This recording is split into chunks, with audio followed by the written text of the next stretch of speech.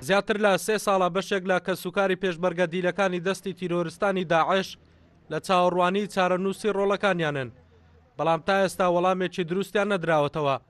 ئێستا کەسوکاری ئەو پێشمەرگە دیلانە دەڵێن زانیاریان هەیە دوای ئازادکردنی مووسڵ و ناوچەکانی دیکە پێشمەرگە دیلەکان کەوتونەتە دەست سوپای عێراق و ئێستا لای ئەوانن. بۆ مەبەستەش یادداشتێکیاندایەنەتەوە یەکگرتوەکان تا چارەنووسی دیلەکانیان بۆ ئاشکرا بکەن. نوێنەری دیلان زانیاری بە ئێمەدایە گوتی ئەوە هاتینە تقریبان پێش 2 مانگە لە بەغداینە 3 ساڵ و شتێک ئێمەیان و ئەبەن کورتان ماوە نەماوە تەلەفۆنمان بۆ کەنە لەم بیکەنە شەید. بۆچی بیکەینە شەید کاکە؟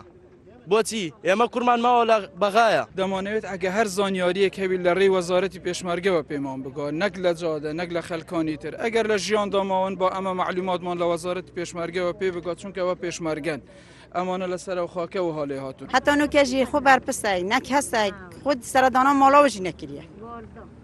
ئەهەندە مادوی ما چی دی نەوێت مادوێت بوومە لێپرسن کۆنێ ڕاستە ئان نە بوومە حەق و ڕاست بوومە لێپرسن بوومە بین نەدەری. بەڕێوەبەری ڕاگەاندن و هۆشیاری وەزارەتی پێشمەرگە سەبارەت بابوونی پێشمەرگە دیلەکان لای سوپای عێراق دەڵێت هیچ بەڵگەیەک نییە کە ئەو قسانە ڕاست بن.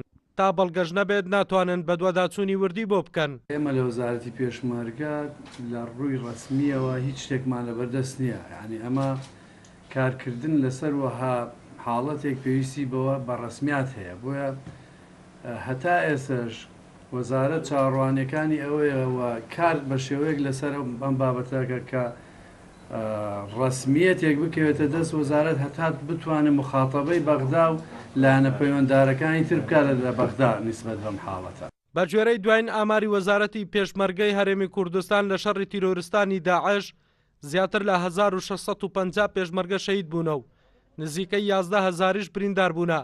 62 پێشمەرگەش بەدیل گیراون لەلایەن تیرۆریستانەوە.